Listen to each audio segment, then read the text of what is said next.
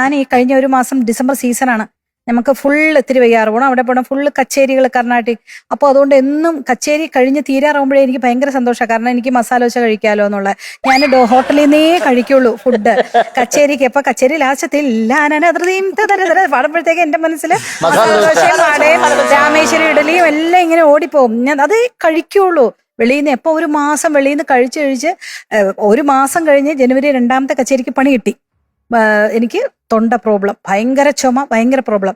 അങ്ങനെ ഞാൻ കുറേ എന്തൊക്കെയോ മരുന്ന് നോക്കി. അവസാനം ENT തന്നെ പോയി കണ്ടപ്പം നിങ്ങളുടെ ത്രോട്ടിന് വോക്കൽ കോഡിന് യാതൊരു പ്രശ്നവും ഇല്ല, ഇത് വന്ന് ഓയിൽ അലർജിയാണെന്ന് പറഞ്ഞു. കാരണം വെളിയിൽ നിന്ന് നിങ്ങൾ ഫുഡ് കഴിച്ചുകൊണ്ടേ ഇരുന്നോ കണ്ടിന്യൂസ് ആയിട്ടാ.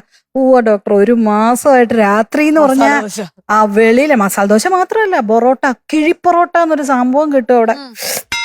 ഇലയില് ഞങ്ങളുടെ ചായ അങ്ങ് വാട്ടിയിട്ട് അതിനുള്ളിൽ പൊറോട്ട ഇട്ടിട്ട് ഇങ്ങനെ അങ്ങ് തരും.